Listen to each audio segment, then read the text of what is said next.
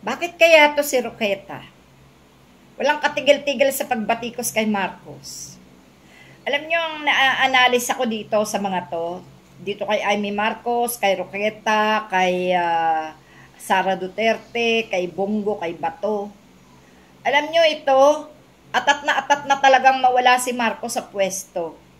Kasi meron talaga silang gustong mangyari ngayon, no?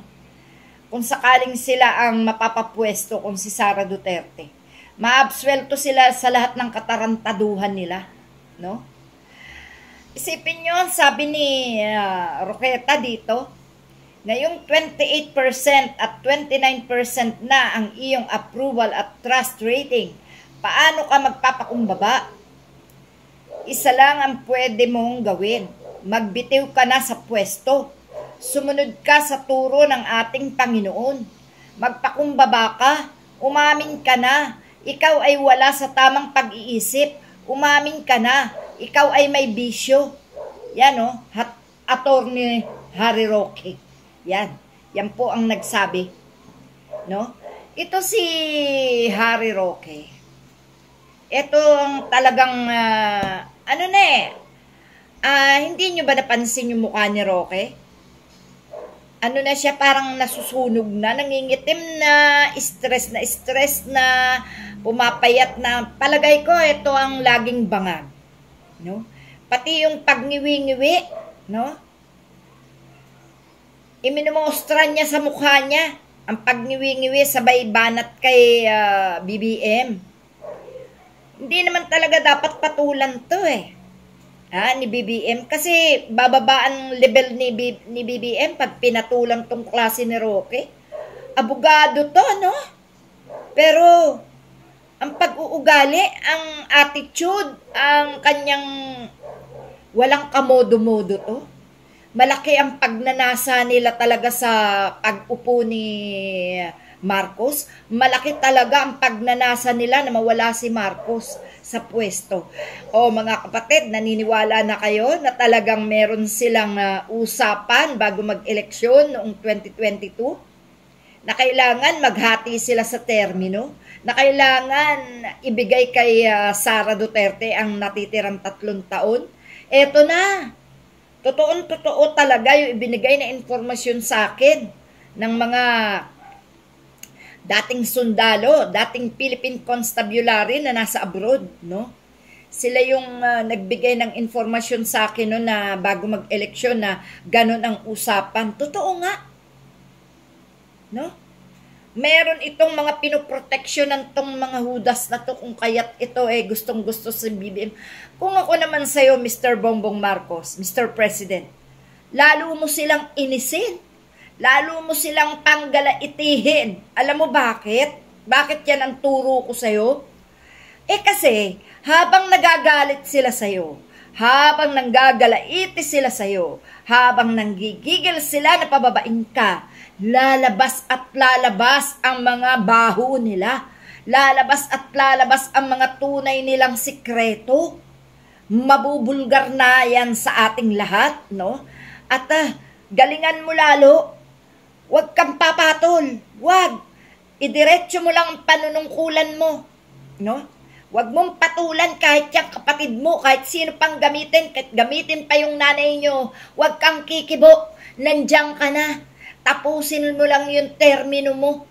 At iayos mo ang sisimulan ng mga susunod sa'yo. Basta hindi mga Duterte ang susunod sa'yo. Hindi si Roque, hindi si Amy Marcos, Amy Marcos hilaw, no?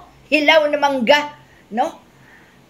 Yan ang aking advice sa'yo. Yan ang turo ko sa'yo, Mr. President, no? Request ko sa'yo yan bilang mamamayang, simpleng mamamayan na nasasakupan mong paglingkuran. Tinutulungan ka na namin. Huwag ka na magpatumpik-tumpik pa. Gawin mo, manahimik ka lang. Diretso lang ang trabaho. Huwag mo silang pansinin. Wala silang mapapala sa'yo. Lalabas ang lahat ng baho nila, lahat ng lihim nila, lahat ng kanilang dahilan kung bakit gusto kanilang patalsikin sa unti-unti nilang ginagawang panggagalaite at pagtataboy sa'yo sa upuan mo. Hayaan mo lang. Walang magagawa yung mga yan. Basta manindigan ka dyan. Andito lang kami. Susuportahan ka namin. Kahit na nga baga sumama ka kay Duterte at nasira ng husto ang pangalan ninyo. Sige lang. Basta gandahan mo lang ang pagsisilbi sa bayan, no? At saka na lang tayo magkakausap-usap ulit kaysa social media. Ipagpatuloy mo na yung iyong panunungkulan. Wala kang mapapala dyan.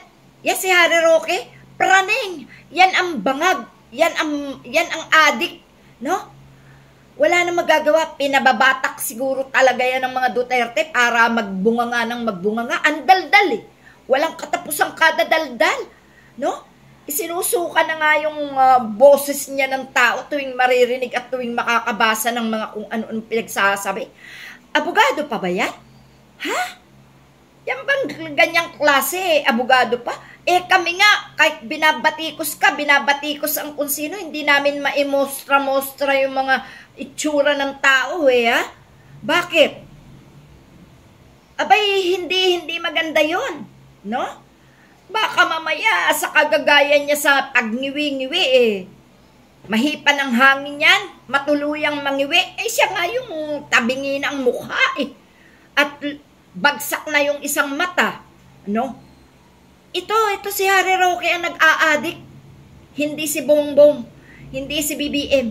Ito si Harry Roque, galit na galit siya kay BBM. Pinapaamin niya pilit na adik si BBM. Lagi niyang ipinipilit na wala daw magagawa, bagsak na daw rating. Bayaan mo lang. Ano ba yung mga rating na yan? Mahalaga nandiyan ka at hindi sila makasingit. Mahalaga nandiyan ka, hindi ka nila mapatalsik. Wag na wag kang padadala sa mga kagaguhan nila. Ha? Alam namin, nag-iisip ka pa rin ng tama sa kabila ng lahat ng dinadanas mo ngayong pagbatikos.